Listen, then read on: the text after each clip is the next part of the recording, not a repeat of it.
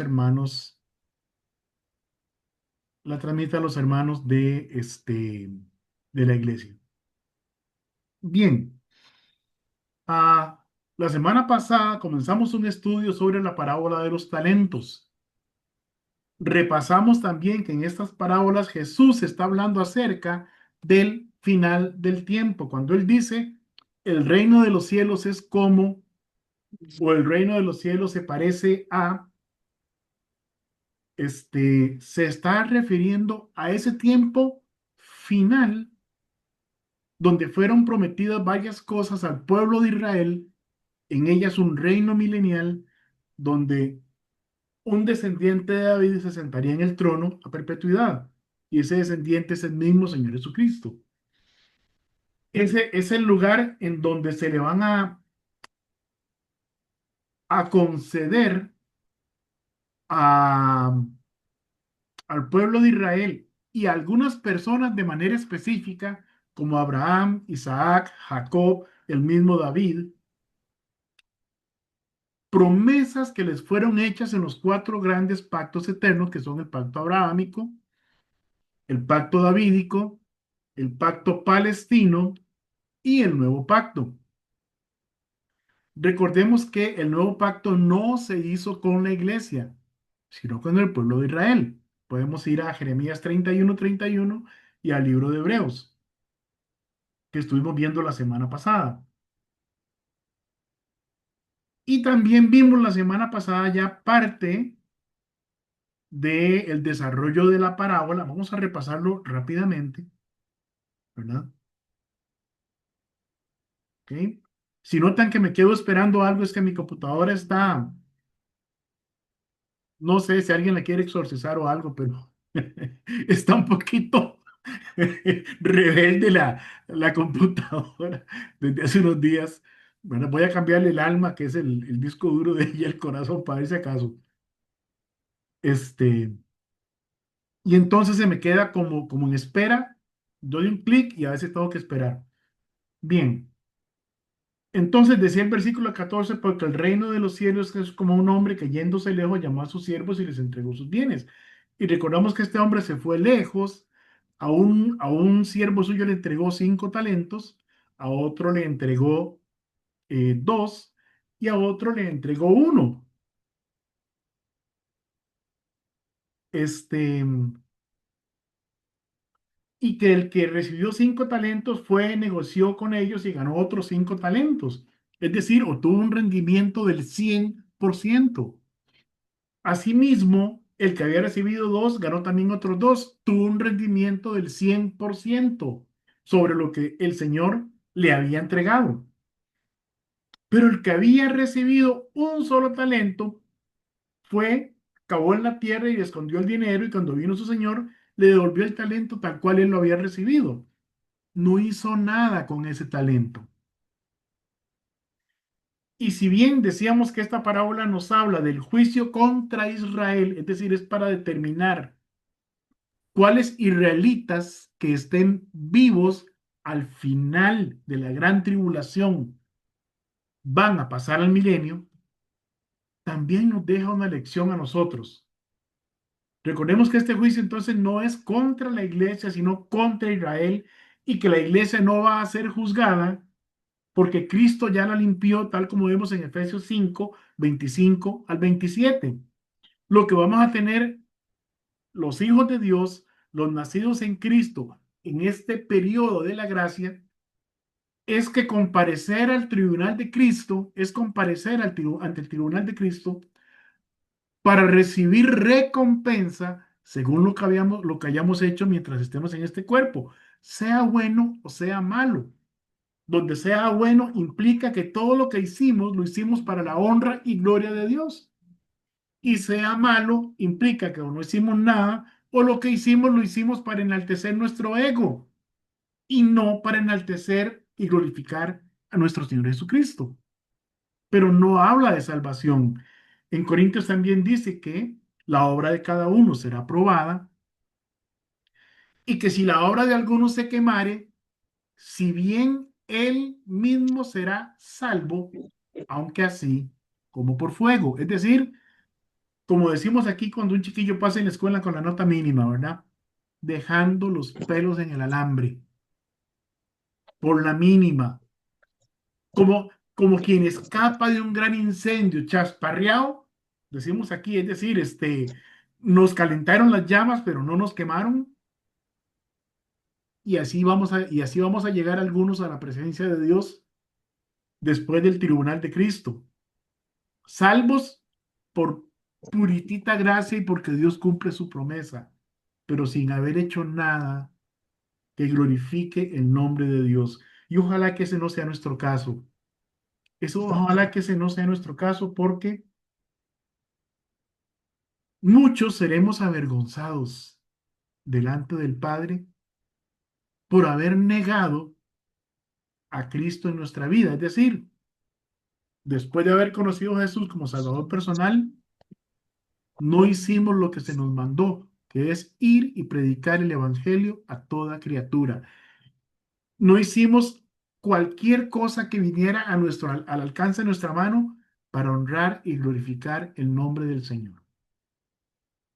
Muy bien, así que continuamos, y el estudio hoy puede ser un poquito más corto que otros porque es la terminación del estudio anterior, pero igual voy a dar un chance para que si hay alguna pregunta relacionada con el tema, la podamos exponer y desarrollar aquí mismo. Y vamos a grabarla, obviamente, para poder, para poder lograr que esa pregunta llegue a otros hermanos que podamos tener la misma duda y obtener una respuesta. Si por alguna razón ni yo, ni Alexis Gibbons, ni Richard, ni David o cualquier otro hermano con conocimiento bíblico somos capaces de responder esa pregunta, entonces la dejamos para la semana entrante. ¿De acuerdo? Bien, versos 19 al 23. Dice, después de mucho tiempo vino el señor de aquellos siervos y arregló cuentas con ellos. ¿Cuál señor? El que se fue, el que le dejó 5 talentos a uno, 3 talentos a otro, 2 talentos a otro y 1 talento a otro. Y llegando el que había recibido 5 talentos, trajo 5 talentos diciendo, Señor, 5 talentos me entregaste y aquí tienes, he ganado otros 5 talentos sobre ellos. Y su señor le dijo, bien, buen siervo y fiel, sobre poco has sido fiel, sobre mucho te pondré. Entra en el gozo de tu señor. Esa es la parte de Israel que va a entrar en el milenio. Por eso le dice, entre en el gozo de tu Señor. Llegando también el que había recibido 2 talentos, dijo, Señor, 2 talentos me entregaste. Aquí tienes, he ganado otros 2 talentos sobre ellos. Continúan israelitas que sobreviven a la tribulación, pasando el juicio contra Israel y entrando en el milenio. Y aunque este juicio es contra Israel, cada uno responde individualmente delante del Señor. Porque la salvación no es nacional, la salvación es individual. Llegando, su Señor le dijo, bien, buen siervo y fiel, sobre poco has sido fiel, sobre mucho te pondré, entre en el gozo de tu Señor. Entonces ahora el Señor ha regresado. Está llamando a aquellos a los cuales hizo promesas desde Abraham hasta David y viene a cumplir esas promesas, pero no para todos, sino para quienes sean dignos de ellas por haber manifestado su fe en Él, aún en medio de las persecuciones y las tribulaciones de ese tiempo que es la semana 70 de la profecía que vimos en Daniel 9. Estos son los siervos que sacaron el 100% sobre lo que su Señor les dejó. Un verdadero hijo de Dios no da resultados mediocres. Sus resultados son de excelencia. Vea que hay uno que ganó 5 talentos sobre 5 que le dieron y otro ganó 2 sobre 2 que le dieron. Y si el otro que recibió 1 hubiera ganado 1 sobre ese 1 que le dieron, habría tenido el mismo nivel de excelencia que el que recibió 5 talentos. Dios no nos da ninguna carga que no seamos capaces de sobrellevar, ni nos envía a ningún lugar, a ninguna misión, sin darnos la capacidad y el equipamiento necesario para cumplir con lo que Él nos está pidiendo. Ir por todo el mundo y predicar el Evangelio. Hermano, es que yo no soy teólogo, yo no fui al seminario. Mire, hermano, es que yo, y sucede, yo apenas sé leer y escribir, con buena suerte pongo mi nombre. Todos tenemos la misma capacidad de hablar de Jesucristo a otros. Jesucristo le dijo a un hombre: ve a los de tu casa, a los de tu parentela y cuéntales cuán grandes cosas ha hecho el Señor contigo. Si usted recibió a Cristo como Salvador personal, Dios ha hecho grandes cosas en su vida. Esas son las cosas que usted debe contar a otros. Olvídese de su pasado. Su pasado Dios lo enterró junto con sus pecados perdonados en el fondo del mar y Dios no se acuerda de ellos. Pero del momento en que usted aceptó a Cristo a hoy, Dios ha hecho grandes cosas en su vida. Cuéntele esas cosas a los demás. Cuéntele cómo el Señor lo ha transformado. Cuéntele cómo nada le ha faltado. Cuéntele cómo Dios le ha protegido. Hay mucho que contarle a este mundo de lo que Cristo ha hecho en nuestra vida. Y si usted me dice, es que yo no encuentro nada que Cristo haya hecho en mi vida, entonces por favor arrepiéntase y reciba a Cristo como Salvador personal. Porque si Cristo no ha hecho nada en su vida, es muy difícil que Cristo esté en su vida. Porque una vez que le entregamos el corazón a Él, somos sellados con el Espíritu Santo de la promesa, según Efesios 1:13. ¿Y sabe qué significa ese sello? Que le pertenecemos a Él. Efesios 1:14 dice que Él va a venir por los suyos, por aquellos a los que ha redimido, que la garantía de que somos suyos es el sello que recibimos del Espíritu Santo. Más, si usted encuentra Efesios 1:13, abra su micrófono, me da la señal y lo lee. Efesios 1:13 y 14.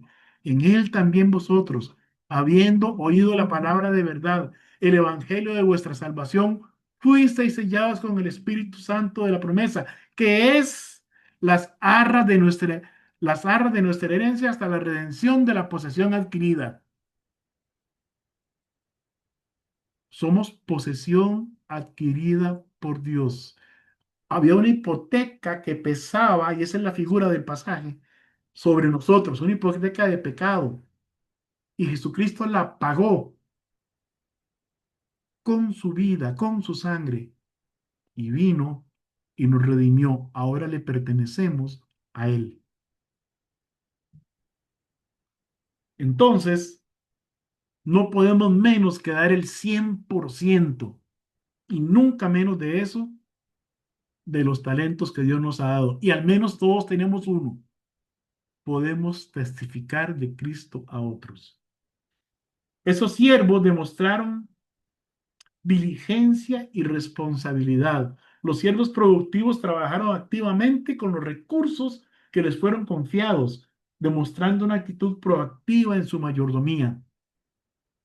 También demostraron fidelidad y confianza. Su capacidad para hacer crecer los talentos refleja su fe en el Señor, entendiendo que debían rendir cuentas al final. Recibieron recompensas y mayores responsabilidades.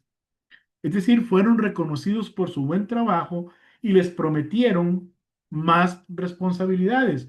Bien, buen siervo y fiel. Sobre poco has sido fiel, sobre mucho te pondré.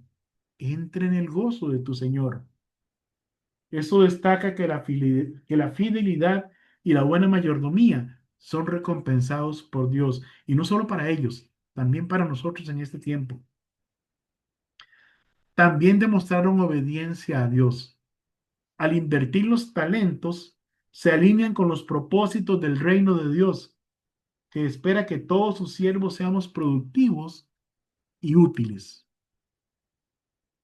¿Vamos bien hasta aquí? ¿No tenemos dudas? Bueno, vamos a pasar a la última diapositiva. Versos 24 al 29. Pero llegando también el que había recibido un talento, dijo, Señor, te conocía que eres hombre duro, que ciegas donde no sembraste, que recoges donde no esparciste, por lo cual tuve miedo y fui y escondí tu talento en la tierra. Aquí tienes lo que es tuyo. Respondiendo su señor, le dijo, siervo malo y negligente. ¿Sabías que ciego donde no sembré y que recojo donde no esparcí? Por tanto, debías haber dado mi dinero a los banqueros y al venir yo hubiera recibido lo que es mío con los intereses. Quitadle pues el talento y dadlo al que tiene 10 talentos, porque al que tiene le será dado y tendrá más, y al que no tiene, aun lo que no tiene, le será quitado. En el verso 27 hay algo importante. Si bien Dios espera que demos el 100% en todo lo que hagamos para Él, no significa que Él no reconozca cuando estemos por debajo de eso. Es decir, a pesar de nuestra mediocridad, Él reconoce lo poquito que hagamos si lo hacemos para glorificarle. Qué interesante. Dice, al venir yo, hubiera recibido lo que es mío con los intereses. Ya no está hablando del 100%, está hablando de un poco más de lo que dio.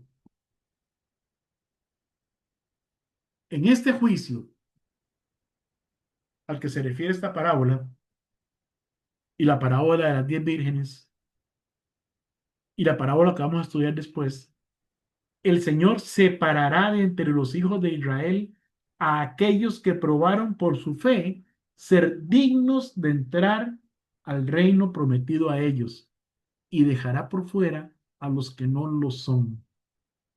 Quizá el escuchar que estos juicios son contra Israel y no contra la iglesia nos haga a muchos respirar con relativa tranquilidad. Eso no me afecta. Sigo mi vida sin ocuparme de lo que Dios dice en su palabra. Cuidado, porque alguien que piensa o actúa de esa forma podría estar engañado, creyendo porque creció en una iglesia ya es salvo, pensando que porque es hijo de pastor o de predicador o de misionero ya es salvo, pensando que porque aprendió a predicar es salvo, pensando que porque una vez dijo, Señor, yo te acepto como Salvador personal, ya es salvo. Pero si esa oración fue de los labios para afuera, no hubo conversión, no hubo transformación, no hay sello del Espíritu Santo.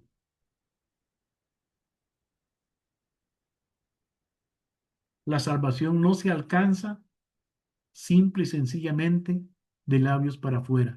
El arrepentimiento es genuino, de corazón, e implica un cambio visible en nuestra vida, un cambio que usted pueda ver en su propia vida, un cambio que yo pueda ver en mi vida, pero además un cambio que los que nos han conocido a través de nuestra vida puedan verlo y puedan decir de verdad que Dios ha hecho milagros en la vida de este hombre. De verdad que Dios ha transformado a esa persona. Yo le creo que es cristiano porque yo sé lo que era antes y veo lo que es ahora. Y si eso no está pasando en su vida, en mi vida, cuidado. No se equivoquen, el Hijo de Dios, el que es Hijo de Dios, da frutos dignos de arrepentimiento. Tienes sed de conocer profundamente a aquel que lo salvó dando su vida en la cruz.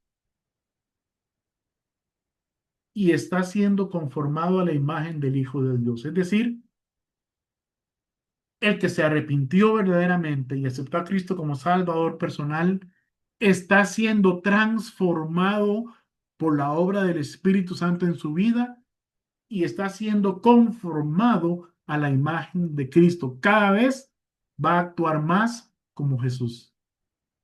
En algunos ese cambio es notoriamente rápido. En otros que somos más cabezones, más duros de cerviz, se nota más lento, pero igual se nota. Dice Santiago 2, 18 al 26. Pero alguno dirá, tú tienes fe y yo tengo obras. Muéstrame tu fe sin tus obras y yo te mostraré mi fe por mis obras. ¿Tú crees que Dios es uno? Bien haces. También los demonios creen y tiemblan. Mas quieres saber, hombre vano, que la fe sin obras es muerta. Es decir, el Hijo de Dios no puede estar ahí sin dar fruto. Si es un hijo de Dios, va a dar fruto. Entonces no nos engañemos y no nos dejemos engañar. Satanás sí quiere que usted vaya a la iglesia. Satanás sí quiere que usted predique, siempre y cuando no predique la palabra de Dios tal como ha sido enseñada. Satanás quiere que usted vaya a la iglesia, siempre y cuando no glorifique a Dios. Satanás lo que quiere usted es que usted y yo permanezcamos, si lo estuviéramos, engañados creyendo que somos salvos sin serlo. La salvación es algo personal, dice Romanos, que el Espíritu da testimonio a nuestro espíritu de que somos hijos de Dios. Es decir, el Hijo de Dios tiene el testimonio en sí mismo. Primera de Juan 5, 11 y 12. El que tiene el Hijo tiene la vida. El que no tiene el Hijo de Dios no tiene la vida. Sigo con Santiago, verso 21. No fue justificado por las obras Abraham, nuestro padre, cuando ofreció a su hijo Isaac sobre el altar. ¿No ves que la fe actuó juntamente con sus obras y que la fe se perfeccionó por las obras? No que las obras produzcan fe, ni que las obras sean necesarias para salvación, pero son necesarias para demostrar lo que ocurrió dentro de la persona, en el alma, el arrepentimiento. Y se cumplió la escritura que dice, Abraham creyó a Dios y le fue contado por justicia y fue llamado amigo de Dios. Vosotros veis pues que el hombre es justificado por las obras y no solamente por la fe. Asimismo también Rahab la ramera no fue justificada por las obras cuando recibió a los mensajeros y los envió por otro camino, porque como el cuerpo sin espíritu está muerto, así también la fe sin obras está muerta. Y no quiero, hermanos, que nos confundamos. La fe no es producto de las obras, pero una fe que no produce obras es falsa. La verdadera fe produce obras que son vistas por los demás y glorifican a Dios. Veamos Mateo 5:16, palabras de nuestro Señor Jesucristo. Así alumbre vuestra luz delante de los hombres, para que vean vuestras buenas obras y glorifiquen a vuestro Padre que está en los cielos. Usted y yo no podemos hacer lo que nos dé la gana. No tenemos libre albedrío. Ya no. El Hijo de Dios solo tiene una posibilidad y es obedecer a Dios. No podemos hacer lo que querramos. Esa no es la libertad que tenemos en Cristo. Fuimos liberados de la esclavitud del pecado para ya no servir al pecado, sino para servir a Cristo. Dice Romanos 16, 17, 19. Pero gracias a Dios, que aunque erais esclavos del pecado, habéis obedecido de corazón a aquella forma de doctrina a la cual fuisteis entregados, y libertados del pecado, vinisteis a ser siervos de la justicia. Hablo como humano por vuestra humana debilidad. Así que como para iniquidad, que así como para iniquidad presentasteis vuestros miembros para servir a la inmundicia y a la iniquidad, así ahora para santificación presentad vuestros miembros para servir a la justicia. Para quienes están engañados creyendo que son salvos sin que se manifieste en ellos la obra del Espíritu Santo, les hablo con todo amor. Arrepiéntase. Reconozca que su pecado delante de Dios le ha condenado. Pida perdón, invoque a Cristo y recíbale como su Señor y Salvador y luego sírvale.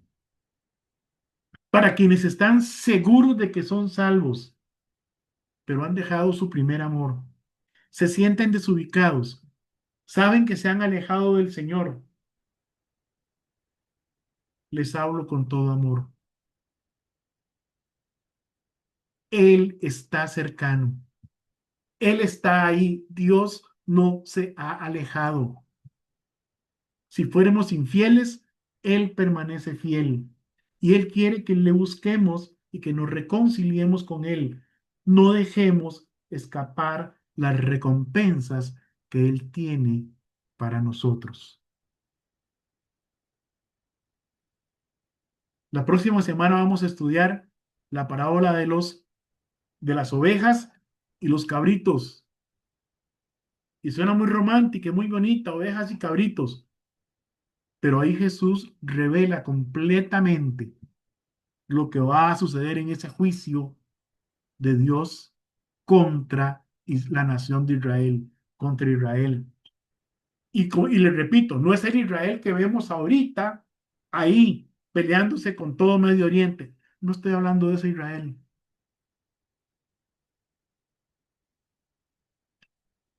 Estoy hablando del Israel que Dios reunirá desde todos los confines de la tierra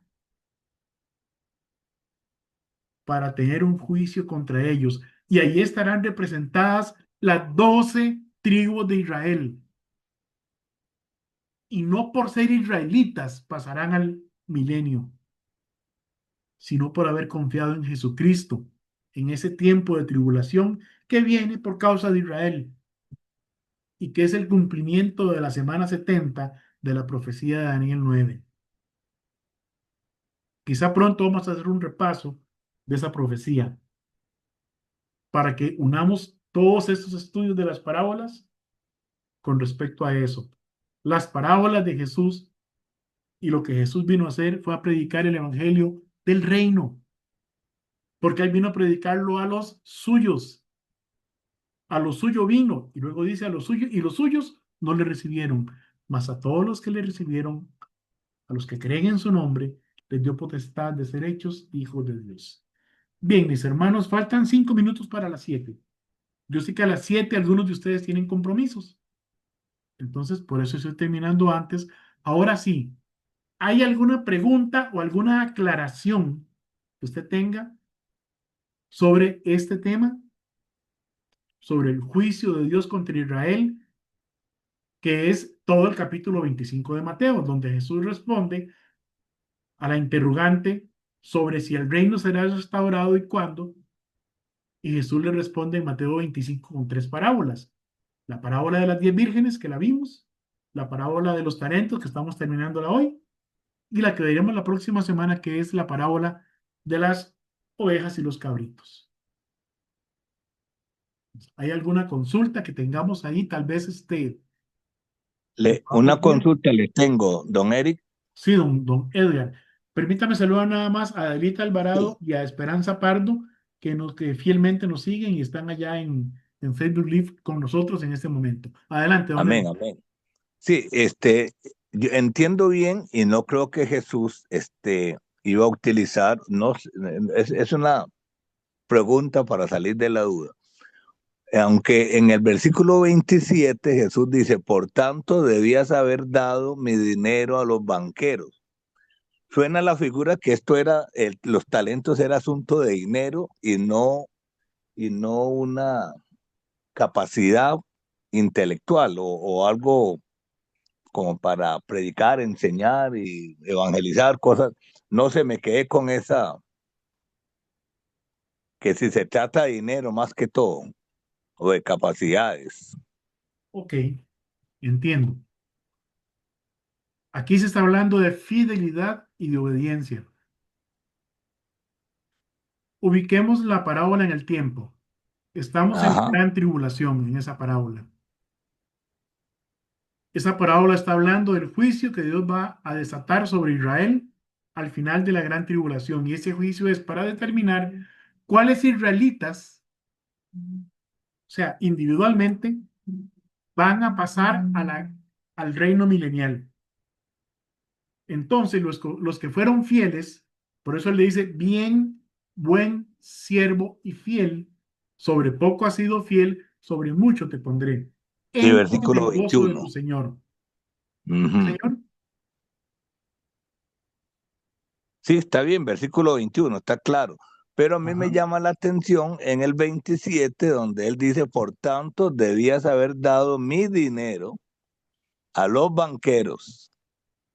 Eh, no se me quedé ahí patinando con eso. Ok, ese israelita no hizo nada con lo que Dios le dejó. Ese israelita no estuvo, ¿cómo lo podemos decir? Alineado con los intereses del reino de Dios. Él escondió quién era. Él escondió su talento. Lo enterró en la tierra. Cavó en la tierra y lo escondió. Él no se dio a conocer como un hijo de Dios. Él, ya voy, don Richard, él simplemente cayó quién era él. ¿Por qué?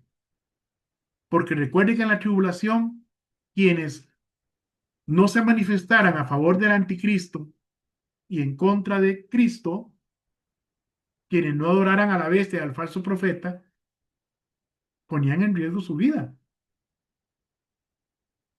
Entonces, estos israelitas que sí abiertamente demostraron su fe, son los que ganaron el 100% sobre los talentos que les dieron. Es una parábola, es una alegoría Ah, ya. y no Ujú. tiene que ver con dinero, tiene que ver con obediencia y fidelidad. Sí, no, el versículo 27 fue donde me desubicó un poco, donde dijo, debías haber dado mi dinero a los banqueros. Entonces, Ajá. pareciera que se referiría más que todo, y no a talentos, y no a dones, y no a habilidades, ni a capacidades que Dios da a uno. Muchas gracias, Eric. Bueno, mi Escuchemos hermano. a la otra. Don Richard, adelante.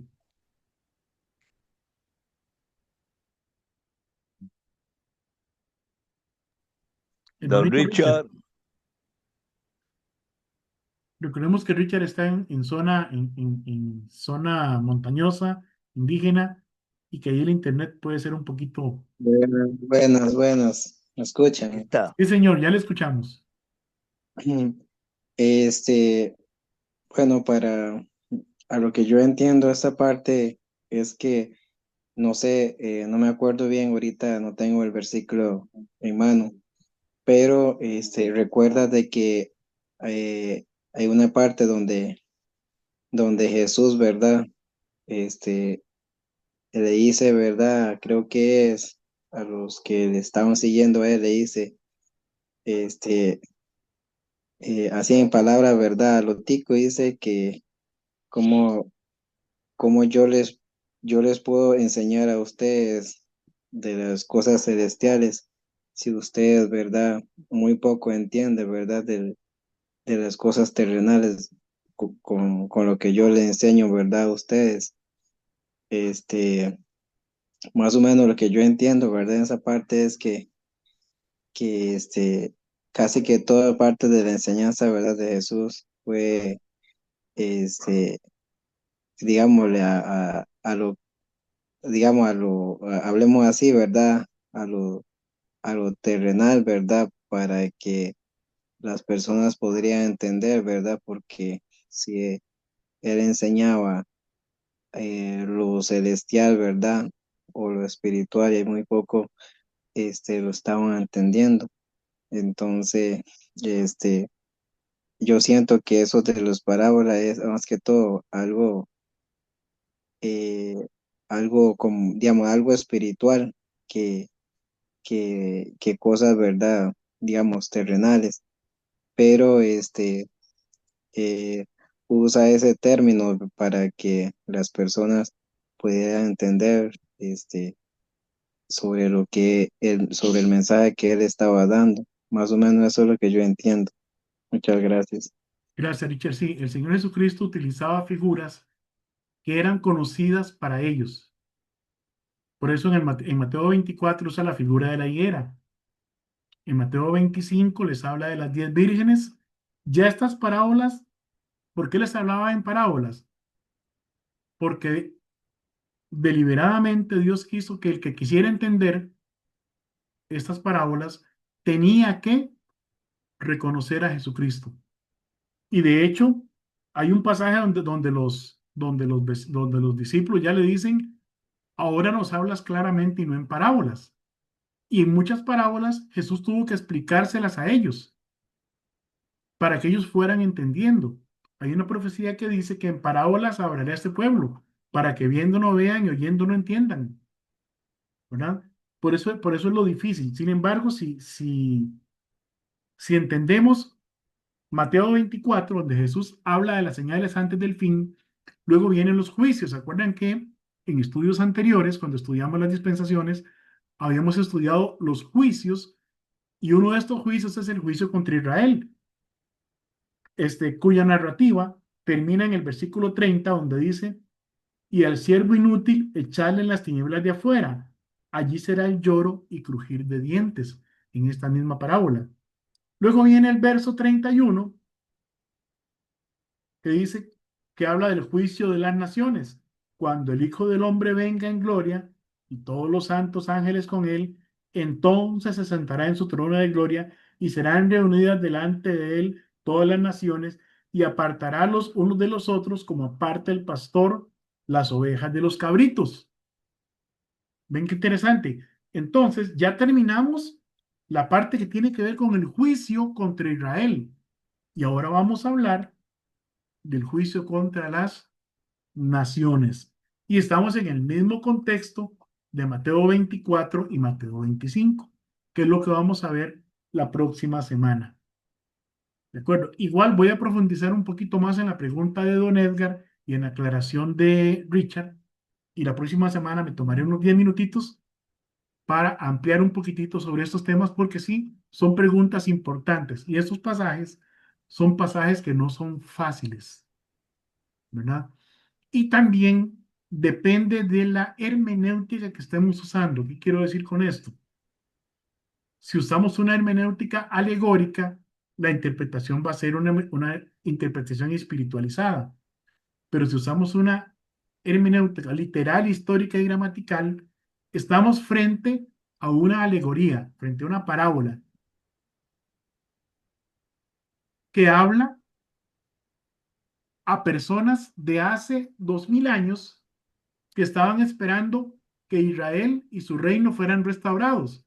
Y tenemos a Jesús hablándole a esa gente, diciéndoles cómo será cuando sea restaurado el reino de Israel y cuáles son las señales que se van a ver.